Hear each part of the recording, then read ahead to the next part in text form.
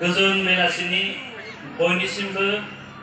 आंनि खुलुमनाय आरो सिबिनायखौ बावहरबाय। दिनै नोंथांमोननि खाथियाव फैनानै जोबोरैनो गोजोननाय मोनदों। दिनैनि बे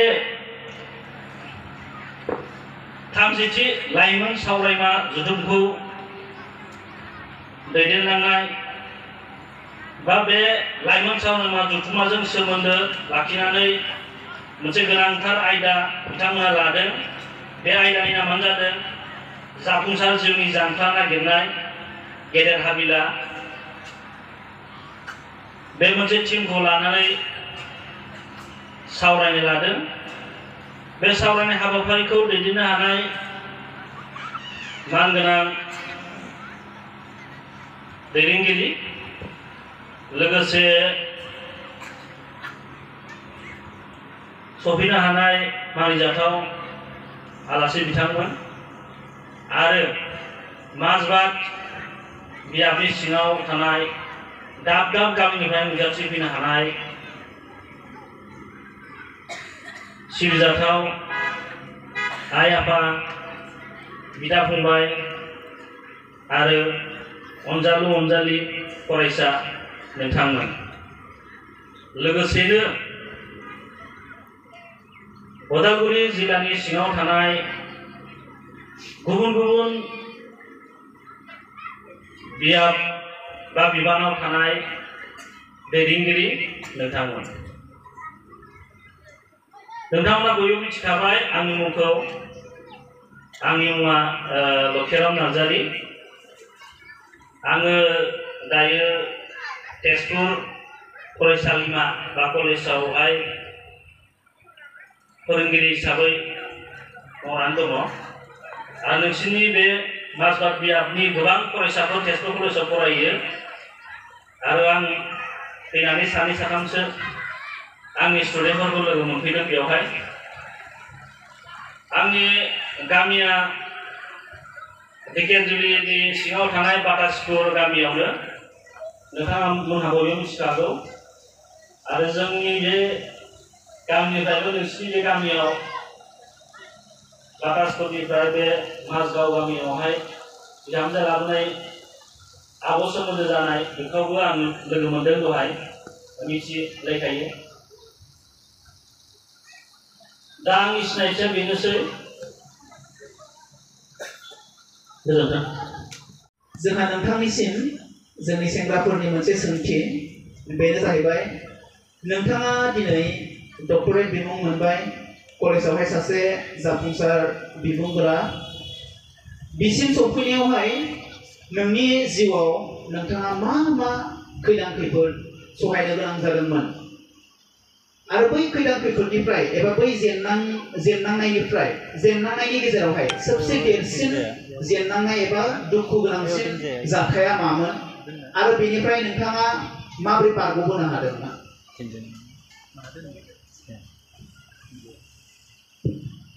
जोबोर मोजां सोंथि। आं जिरायनानैनो बुंसिगोन। आङो दा जाय साख्रिखौ मावगासिनो दंमोन बिनि सिगां हाई स्कुलाव मावोमोन। हाई स्कुल टेटनि गेजेरजों मोनदोंमोन 2022 मायथाइयावहाय। क'क्राझारावसोमोन, क'क्राझार सेरफांगुरि। बिनिफ्राय 2021 आव मोनदोंमोन। बिनिफ्राय 2023आवसो आङो कलेजाव जइन जादों। दा दिनैनि मुगायाव बा जुगाव जोंहा कलेजनि एसिस्टेन्ट प्रफेसार बा फोरोंगिरि जानोब्ला गिबियावनो नोङो जाय साबजेक्टआवहाय, जेनेबा आं दा बर' साबजेक्ट हिसाबै बर'आव मास्टार डिग्री खालामनांदों बा खालामदों। बिनि उनावहाय आङो मास्टार डिग्री जोबनायनि उनाव आं बिएडबो खालामदोंमोन। बिएड खालामनायनि उनावसो आं पिएइचडि खालामदों। बिनि उनावसो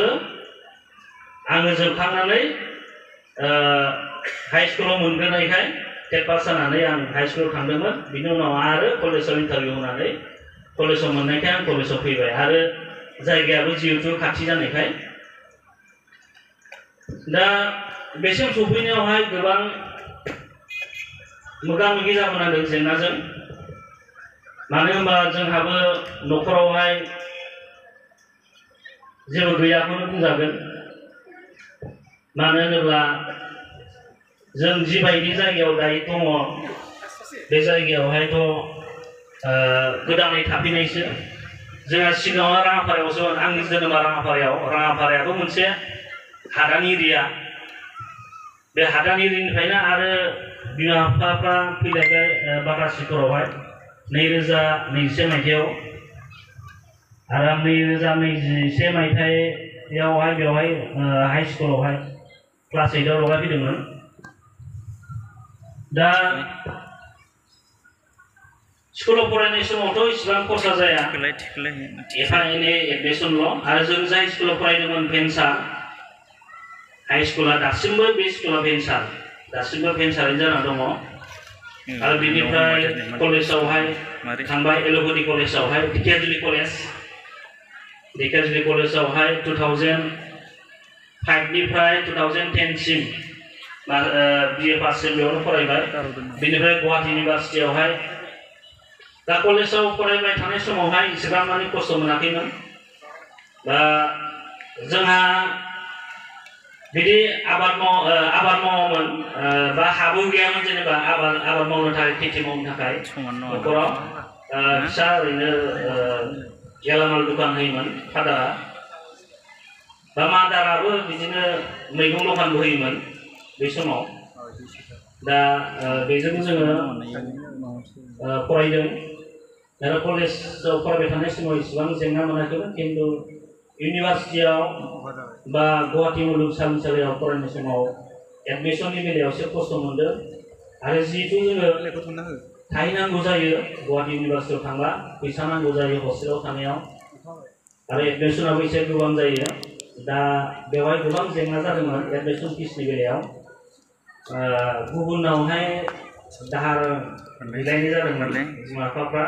उनावहाय सिटआव लाना हरबाय बेबायदि होननाय खोनादों आङो दा बेबायदि जेंना जादों आरो मास्टार डिग्री जोबनायनि उनाव बोसोरनि जोबनायनि उनाव MA जोबनायनि उनावहाय आं गावनो माने माबा मोनसे खालामनानै फरायगोन होननानै माने गावनो खस्थ' खालामनानै आं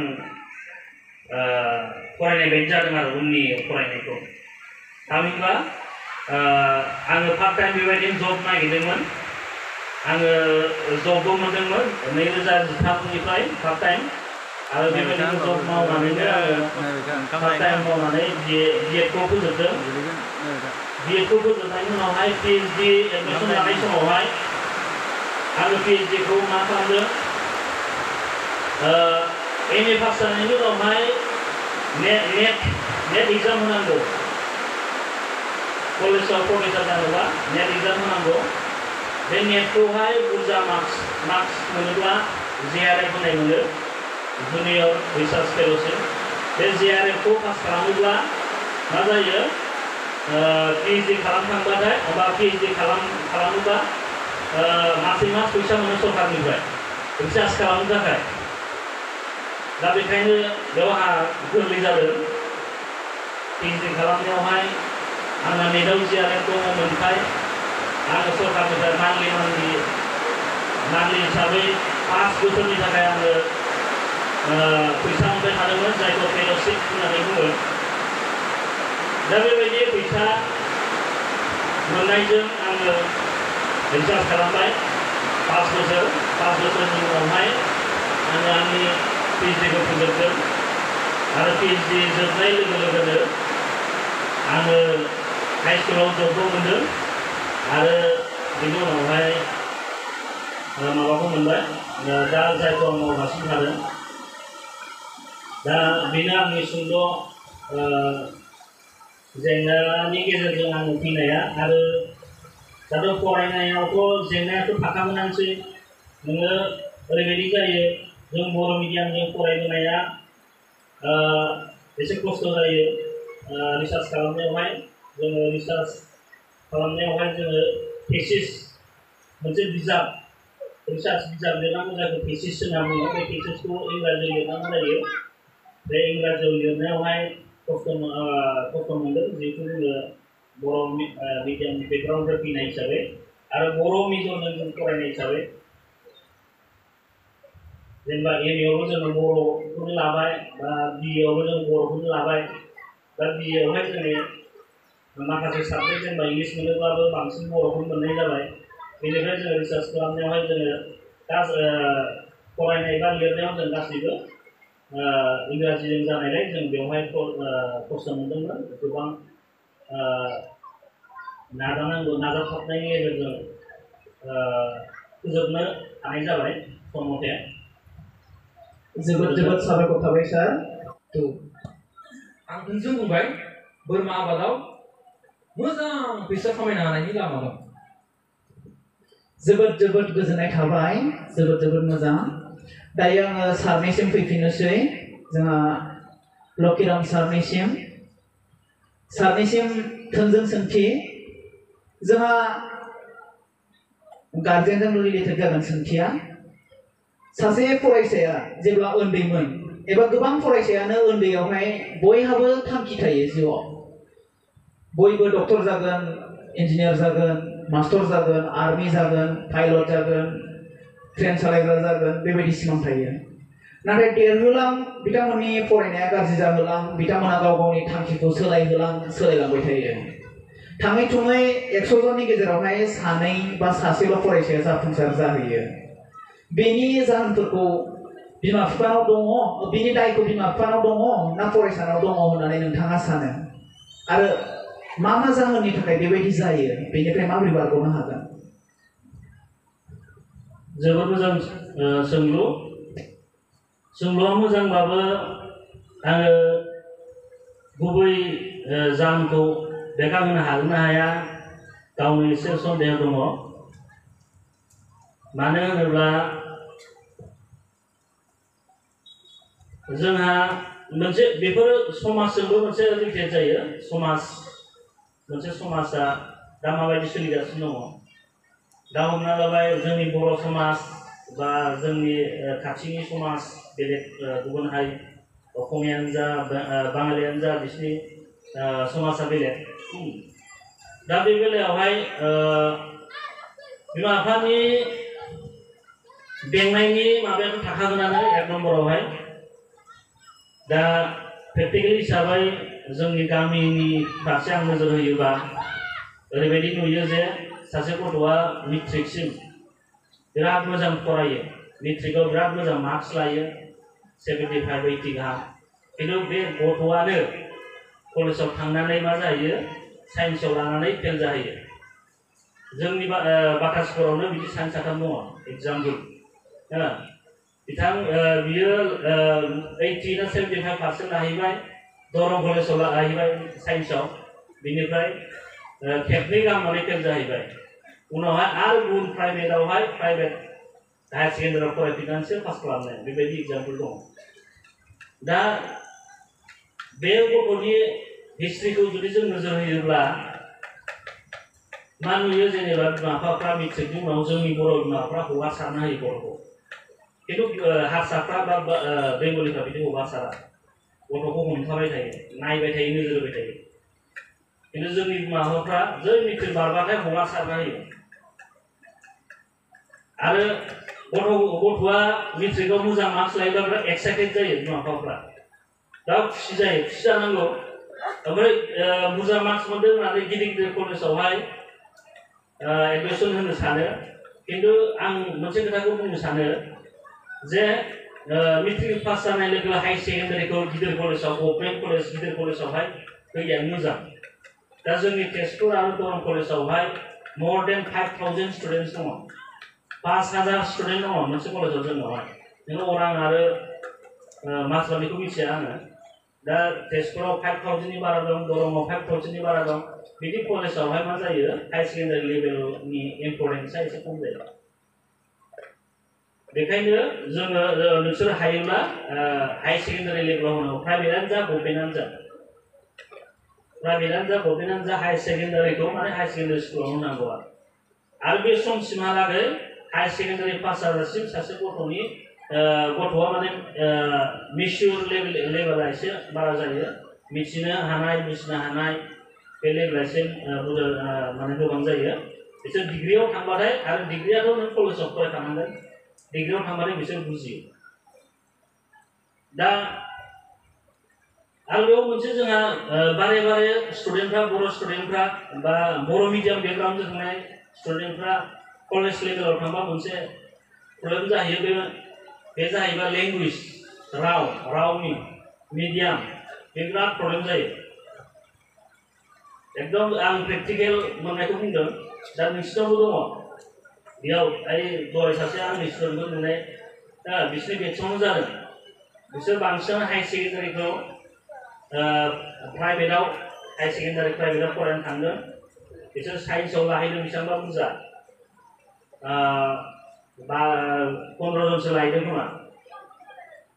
बेनिफ्राय दा बिसोरो मा जायो बांसिन मा जायो कलेजावहाय जोंनि आसामावहाय फोरोंनाया बांसिन एसामिसजों जायो गेजेर गेजेर माबा जायो इंलिस जायो बेयाव बुजिनायावहाय जोंहा बर' स्टुडेन्टफ्रा एसे खस्थ' जायो आरो साइन्सआथ' जेनेबा लिरनाय फरायनाय मिडियामा इंलिसानो जायो बांसिन इंलिसानो खिन्थु इन्टारेक्सनाव बा फोरोंनायाव बांसिन टिचारफ्रा मा खालामो असमियाजों बांसिन बुंनायनि जाहोनाव बर' स्टुडेन्टफ्रा फार्स्ट टाइम उसुबिदा जायो 6 माससो खिन्थु उनावहाय एडजास्ट जालाङो दा बेवहाय खोब स्टुडेन्टफ्रा बेखौ माबा खालामनांगौ मा होनो टेकेल खालामनांगौ बा बेखौ एडजास्ट जानो ट्राइ खालामनांगोन आरो बेबायदिनो आरो माबा साक्सेस जालाङो आरो दा जायफोर स्टुडेन्टफ्रा 5th सेमिस्टार मोनदों बिसोरो दा जेबो माबा गैला प्रब्लेम गैला लेंगुवेजनि बिसोरो आरो बर' मिडियामनिफ्राय थांनाय स्टुडेन्टआ बिराद मोजां इंराजि लिरनो हायो बे समसिमहालागै इंराजि लिरहैनो हायो इंराजि बुंहैनो हायो बे समसिमहालागै आरो बेनिफ्राय आरो फाउन्डेसन लेभेलावनो जा बा हाई स्कुल हायार सेकेन्डारि बे समसिमहालागै बिमा बिफाया एकदम नोजोर होथारनांगोन स्टुडेन्टआ जेनेबा फिसाया फरायसालियाव थांनो हायाखै माबायदि पारफरमेन्स खालामदों स्कुलाव बेखौ माने नायनांगोन फोरोंगिरिजों इन्टारेक्सन बा फोरोंगिरिजों माने खबरा खबरिया थाबाय थानांगोन आरो गथ'आ फरायदोंना फरायाखै बेखौ नोजोर होबाय थानांगोन आरो जेब्ला गथ'आ मेट्रिक पास जानाय लोगो लोगो बिराद डिमान्ड खालामो बाइक बायदिसिना मबाइल बेखौ जेसे हायो एसे बुजायनो नाजानांगोन सार बेजोंनो सोमोन्दो थानाय मोनसे सोंथिखौबो सोंखानोसै बे जाबाय जोंनि हिन्दुनि फुजा एबा फेस्टिभेलफोराव आरो मोनसेया जाहैबाय फांसनफोराव माने दिनै जोङो नुनो मोन्दों फरायसाफोरा बांसिनानो उन्दै फरायसाफोरा आरो हाई स्कुलाव फरायनाय हाई सेकेन्डारियाव फरायनाय गथ'फ्रा माने जोबोद बारा जादों आरो बिथांमोनासो फुजा मेलायावहाय ज्राव फैयो आरो दा बे बेलायावहायबो नोंथांनि बिबुंथिखौ एसे दाजाबदेरफादो मा जाहोननि थाखाय दिनै बर'फ्रा हिन्दुनि फुजाफ्रावहाय लोखि फुजा दुर्गा फुजा दिवालि बिश्वकर्मायावहाय मानो ज्राव ओंखारलाङो नायबानो खालि बर'फोरखौल' नुयो गुबुन जाथियाथ' मालाय फैयो आरो समायना बुस्थु बायो न'आव थांनानै साजायहैयो जोंनाथ' बिदिबो बाया बिथांमोना ओरैनो बेरायबाय थायो आखायाव जेबो लाया बेफोरखौ एसे दाजाबदेरनानै नोंथाङा बुंफालांखादो सोमोन्दो थानायखाय सोंथ'बाय सार जोबोद मोजां सोंथि दा जों जाय हादराव थायो बे जाबाय भारत नङा होमबा इन्डिया जों एसे भारतीय हिसाबै भारतारि हिसाबै जोङो भारतनि फेस्टिभेल्सफोरखौ जोङो मान सन्मान होनाय हिसाबै जोङो फुजा मेलाफ्रावहाय जेनेबा एसे एनै बेराय जायो बा नों खुलुमा फोथाया बे नोंनि खोथा खिन्थु नोङो थांनानै नायहैनाय बा दसे बेरायहैनायावहाय एसेबां माने आं सानो एसेबां माने माबा गैया प्रब्लेम गैया खिन्थु जोङो फुजाखौ जों फुजा बायदि बाहायनो रोंनांगोन बा जोङो साननांगोन मानो होनोब्ला दिनै आङो नुदों 2 बोसोरसो जाबाय तेजपुराव थानानै आं फुजा नायनाया बे बिथांमोना दुर्गा फुजाफ्रावहाय गणेश फुजाफ्राव ओरैबायदि स्टेन्डार्डै बिसोर गानो जोमो थाङो बेरायो खुलुमो बिसोर खुलुमनो थाङो आरो बिसोर जोबोद मोजाङै गानना थाङो गोदान गस्ला बा फुल मोजां गस्ला गानना थाङो बिसोर सारि ट्रेडिसनेल माने ट्रेडिसनेल गानना थाङो जेरैहाय बर'नि थाखाय बैसागुआ बयनिफ्राय देरसिन फोरबो थिग बिदिनो बाङालिफोरनि थाखाय बे दुर्गा फुजाया बयनिफ्राय देरसिन फोरबो दा बेयाव बिसोर गावसिनि माबाखौहाय मा होनो हारिमुखौ कालसारखौ ट्रेडिसनखौ बिसोर श' खालामो दिन्थियो बेखायनो मा जायो बिसोरना स्टेन्डार्ड जायो दा जोंहा बर'फ्रा मा जायो बिदिनो बांद्राय टाइम हगारो जोङो सान मिथिया हर मिथिया दाखालि बावैसो जेनेबा जोबोद माने गोसारदों जोंनिनो बाटासफोराव जानाय मोनसे फुजा दुर्गा फुजायाव बेवहाय मोसानायानो जा गाननाय जोमनाय बर' सेंग्रा सिख्लाफोरनि ड्रेसआनो जा दा बेफोरबायदि ससियेल मिडियायाव बेयो गोसारदों जों नुदों दा बेफोरखौहाय लाइमोनफ्रा गोसोहमथानांगोन गोसोहमथायाबा बेफोरनि दारैनो मा जागोन नोंनि जेनेबा नाजानाय नोंनि जिउनि फरायनाय बा टारगेटफ्रा मा जायो फेलें जानो हागौ बायदिसिना जेंना गोग्लैनो हागौ आरो बेफोरनो बारग'नायनि गुबै जाहोना बिमाफ्राथ' थाखागोनानो बेनिफ्राय ओनसोलनि बा गामिनि गार्जेनफ्राबो एसे नोजोर होनांगोन बेनिफ्राय जेसे हायो एसे लाइमोनफोरखौ धोरोमनि फारसे जुदि लाबोनो हायोब्ला मन्दिरफ्रावहाय थानसालिफ्रावहाय होनब्ला एसे मोजां जायो माने गथ'फ्रा बा लाइमोनफ्रा थानसालियाव फैयोब्ला बा धोरोमजों एसे लोब्बा थायोब्ला मा जायो एसे बुजिनाया एसे हाबसिनो आरो धोरोमजों लोब्बा थायोब्ला एसे सावरायनायबो जायो नङा होमबा एसे बुजायलायनाय बा बोसोन होलायनाय बिदि जायो होमबा बेफोराव एसे एनै जेनेबा बेफोरखौ हमथानो हानाय मोनसे गियान सोरजिनो हानाय मोनसे राहाया सोमजियो दा हमना लाबाय ख्रिस्टानफोरनिया बिदि जायो बिसोर माबायावहाय गिर्जायाव बिराद बुजायो बिसोर दा जोंबो बेबायदि सिस्टेमखौ एसे एनै जों लाबोनो हायो बा दंखायोबो जोंहा मंगलबार खालि एसे एनै बोसोन बिदि थायो दा बेफोरबायदिखौ लाइमोनफ्रा गिबियावनो बुजिनांगोन जे जोङो थाङोब्लाबो बेवहाय बांद्राय सम हगारनाङा थांनांगौ फैनांगौ खनसे खेबनै बेरायनायनि अनगायै बारा जों हगारसारनाङा आरो बिमा बिफाफ्रा बेखौ नोजोर होनांगौ जोंनि थांदोंमोन आंनि फिसाया मानो दाबो सफैफिनाखै मोनाबिलि जालायबाय हर जालायबाय हरनि गथ' जाबाय मानो सफैयाखै बेबायदिखौ नोजोर होनांगोन मानो होनबा जों नुदों जे बे फुजायावहाय आं दानि बुंनाय फुजायावहाय फुङावसो फैयो टेंगा होनानै ओरैनिफ्राय पुरा माने बङाइगाव क'क्राझारनिफ्रायनो माने बेवहाय फुजा जानो फैयो आरो पुरा जनाइनिफ्राय ट्रेनावहाय ट्रेन स्टेसन खाथि जाबाय नालाय बेवहाय बाटासफोरनिफ्राय दुर्गा फुजायाव दाखालिसो बिसोर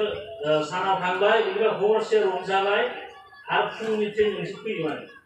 दा बेबायदिबा बोरै जागोन नङा होमबा जोबोद माने बियो समाजनि मोनसे गाज्रि मोनसे थासारि बा मोनसे नुथाय जोंखौ बेबायदि दिन्थिबाय थायोब्ला गुबुन जाथिफ्रा जोंखौ मिनिगोन नङा होमबा खाथिनि जेनेबा बेफोरखौ होबथानायाव बिमा बिफाया माबायदि बिफाव लानांगौ बेनि फारसे एसे बुङोब्ला मोजां जागोन सार आं मिथिनायाव बेनो जे बिमा बिफाया गावनि गथ'खौ नोजोर लाबाय थानांगोन स्पेसियेलि माने फिसा हिन्जावफोरखौ बा फिसाज्लाफोरखौ लानांगौ जे फुजायाव खैथायाव ओंखारलाङोमोन लागोन दायो जोंहा सारनिसिमबो जोङो फंनैसो एसे सोंबावनोसै ओमफ्राय बेनि उनावहाय जोङो फोजोबनो सानदों साराथ' मेरिट नङा होमबा दा सारा नोंथांनि जाय अनजालि